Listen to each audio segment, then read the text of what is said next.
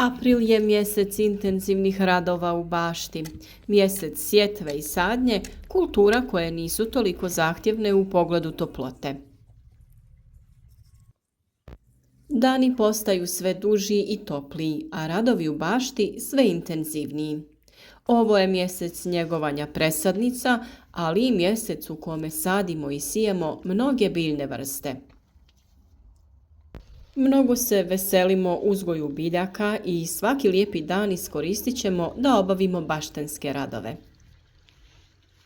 S obzirom da je u ovom mjesecu česta pojava mraza i niskih temperatura, sa sjetvom nekih kultura poput mahuna treba još pričekati i odložiti je do kraja ovog mjeseca ili pak početka maja. Njegovati presadnice koje smo uzgojili iz sjemena vrlo je važno. Trebamo ih zaštititi od hladnoće i eventualnog mraza i niskih temperatura.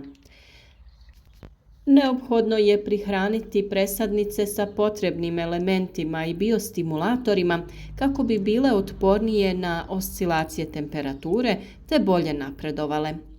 O ovoj temi smo dosta govorili, pa potražite takve video savjete na našem kanalu. Prirodnoj prihrani i zaštiti mladih biljaka. Izbora je mnogo, od sode bikarbone, mlijeka i cimeta do žare i uljanima. S obzirom da naše presadnice lijepo napreduju, potrebno ih je prihraniti jer su vjerovatno potrošile sve ono što je već bilo obezbjeđeno u supstratu.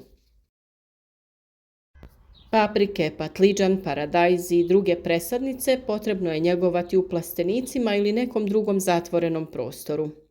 Biljke su sada u osjetljivoj fazi rasta i razvoja, a vremenske prilike se brzo smjenjuju. Ukoliko ih još niste posijali iz raznih razloga, početak aprila je stvarno zadnji termin za njihovu sjetvu. U ovom mjesecu obavite i sjetvu krastavaca, tikvica, bamije, ukoliko ćete ih uzgajati iz presadnica. Pravo je vrijeme da se mlade biljke pikiraju u veće posudice, a zatim da ih prihranimo odgovarajućim hranjivima. Za većinu toploljubivih kultura temperatura u plasteniku ne smije biti niža od 15 stepeni Celzijusa, jer će to izazvati stres i slabije formiranje cvjetnih pupoljaka, što će umanjiti urod. Ukoliko ste posljednje vrijeme pratili naše video savjete, mogli ste vidjeti kako smo mi zaštitili naše biljke u improviziranom malom plasteniku koji se nalazi unutar velikog plastenika. Postavili smo konstrukciju i najlon u koji smo stavili samo 2 obične sijalice. To je sasvim dovoljno da održava noćnu temperaturu tako da mraz i niže temperature ne ostave posljedice na našim biljkama. April je mjesec i sjetve i sadnje kultura koje nisu toliko zahtjevne u pogledu toplote. Idealno je vrijeme za sadnju krompira ukoliko to već niste odradili, jer mnoge je ovaj rast temperatura primamio da ranije odrade sadnju krompira i drugih kultura.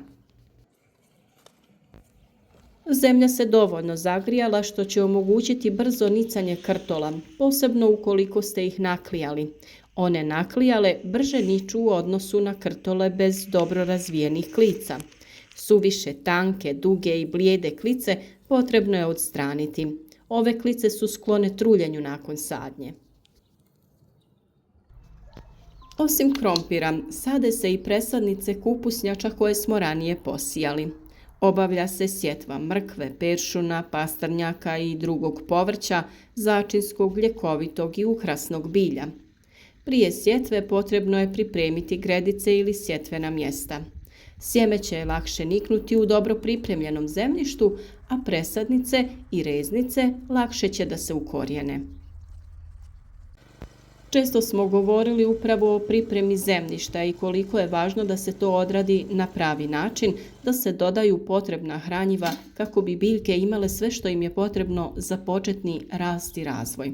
To možete potražiti u posebnom video savjetu na našem kanalu.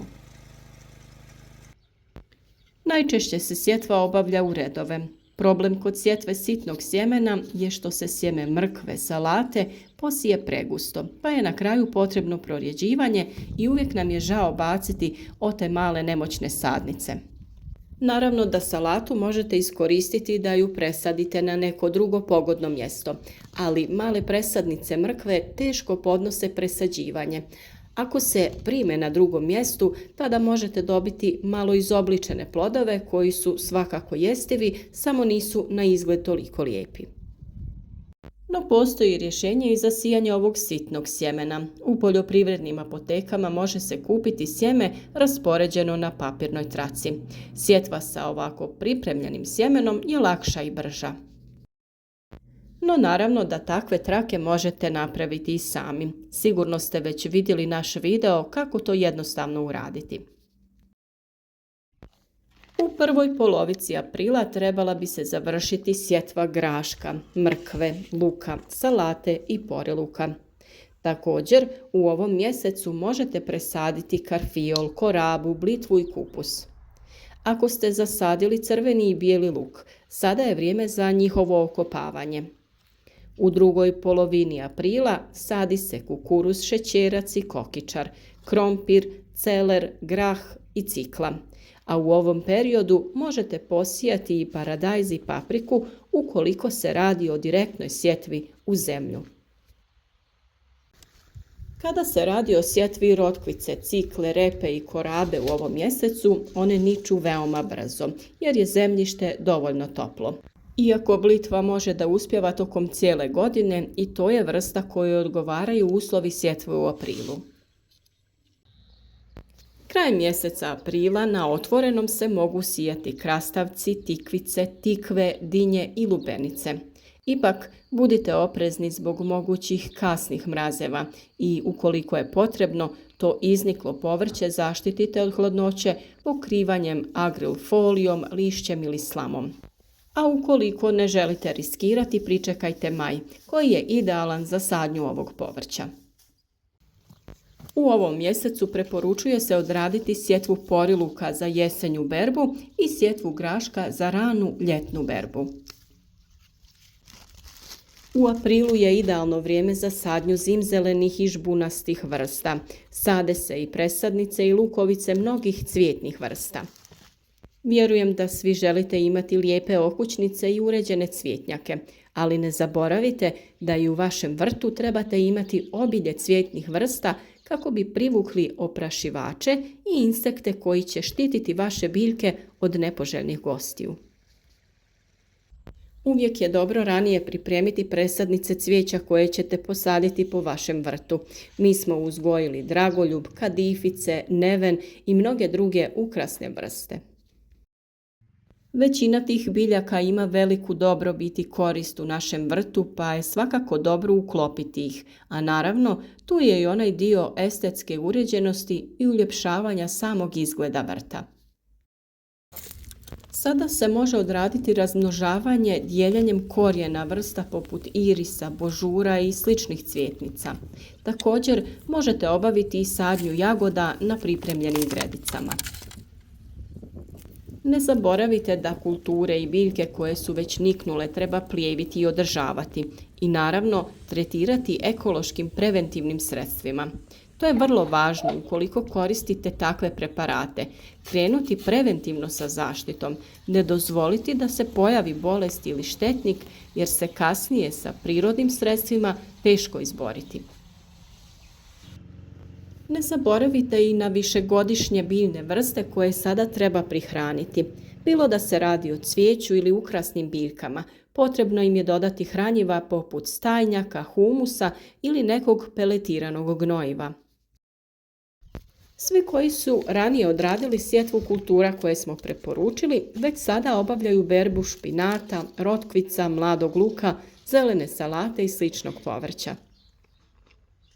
I nemojte da vas ovo vrijeme zavara i da uranite sa iznošenjem biljaka na otvoreno ili sa presađivanjem određenih vrsta.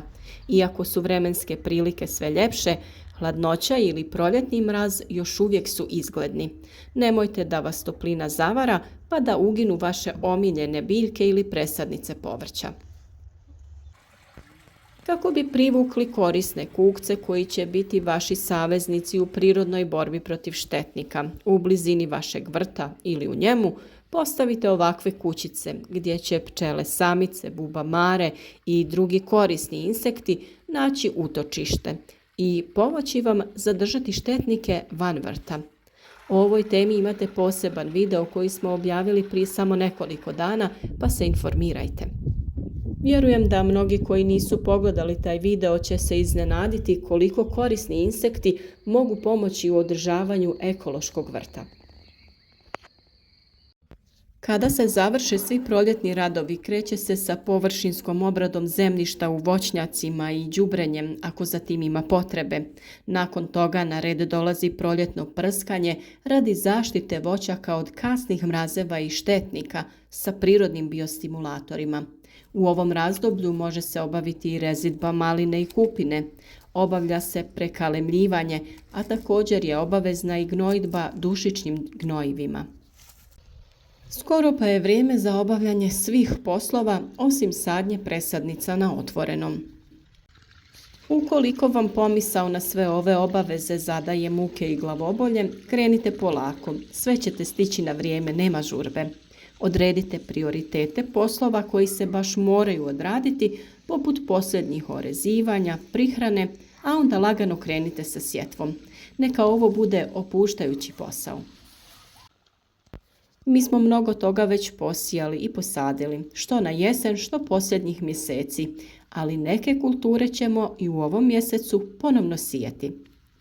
Na taj način ćemo imati nekoliko ciklusa berbe. Imati ćemo izmjene kultura koje se slažu u plodoredu kao rani grašak, nakon čije berbe na to mjesto presađujemo kupusnjače. O svim ovim radnjama imate posebne video savjete na našem kanalu. Mislim da je bilo koja tema koja vas zanima dostupna kod nas. Od sjetve, uzgoja presadnica, sadnje, uzgoja i presađivanja voćaka, njihovo razmnožavanje, zaštita i prihrana. Bilo da se radi o potpuno prirodnom ekološkom uzgoju ili želite neki savjet koji uključuje i neke hemijske preparate. Nadamo se da ćete naći nešto korisno i da će to biti razlog da se u ovoj i narednim sezonama uzgoja družite s nama i redovno pratite naš kanal.